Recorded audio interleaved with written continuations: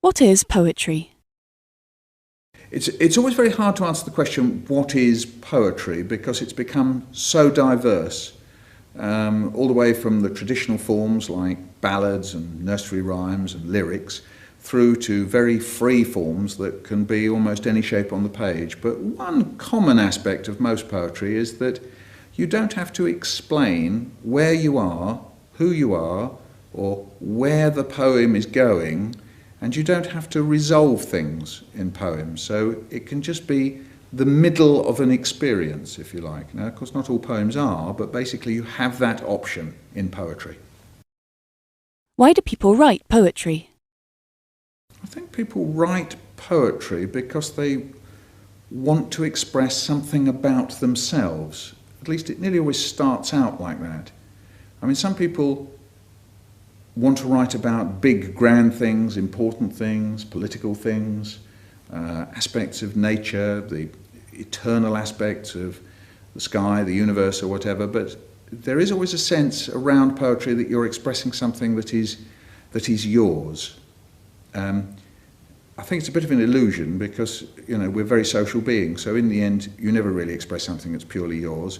You're always expressing something social, but that's what it feels like from the inside. What are the main things that poetry does which prose doesn't? Most prose operates in a way that is concerned with outcome. If it's non-fiction, then it'll be logical, chronological, it'll be some kind of observation, investigation, something along those lines.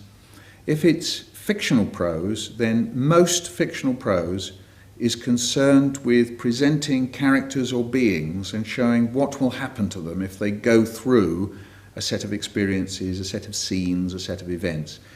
Poetry doesn't usually do that. Of course, long narrative poems do, even short little clips of narratives do, but mostly poetry is more, how can I put it? It isn't so bothered with outcome. It's more tentative, it's a suggestive medium, and often leaves you in a state of ambiguity, ambivalence, contradiction, irony, so that you're not fully resolved. That's mostly what happens with poetry. What makes something a poem rather than a collection of lines or words? I think it's very hard to say what definitely makes a poem. You know, people want to make rules, and the moment you make the rules, you find that there are some great things that have been written that break those rules.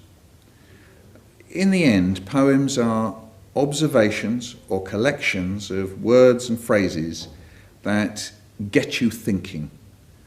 They invite you to ask questions, to be puzzled, to be curious. Are there rules for writing poetry? One phrase that I quite like about poetry is where people say that poems make the familiar unfamiliar and make the unfamiliar familiar, and they do that almost at the same time. And I think that's as far as I would take it. Anything else starts being too controlling and saying that it's got to be this shape or that shape, or it's got to have rhythm, or it's got to have rhyme, or whatever it is. I'll sit with that. I think that's good enough for me. What makes a good poem? I think if you are in some way or another surprised by a poem, and it could be surprised by the language, or the pictures, or the juxtaposition, or the pithiness, the way in which it's compressed things. If you are surprised by a poem, I'd say that probably that poem's doing its job for you. Whether that then is objectively a good poem, I wouldn't dare say, but it's doing its job if you are surprised. What makes a bad poem? I think if you read a poem and think you've been there before, you've read it all before, you've seen it all before, then the chances are it's a bad poem for you. It won't be a bad poem for everybody, but it probably is. It's not doing its job. You've been there before. No, it's not for you.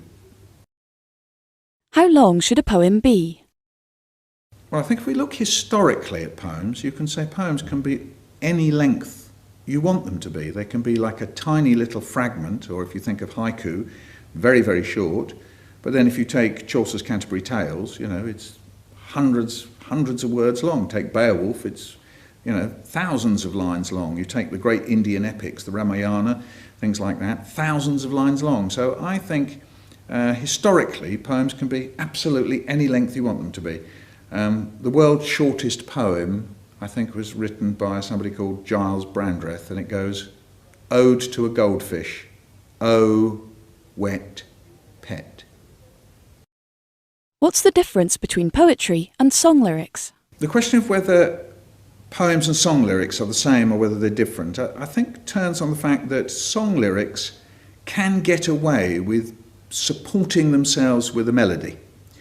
So that you can say something like, "I love you," or "love, love, love," over and over again, if there's a sufficiently good melody to, if you like, assist the word. Poems can't usually get away with that kind of repetition or ordinariness. There has to be something about a poem that is more intriguing, more surprising to draw you in.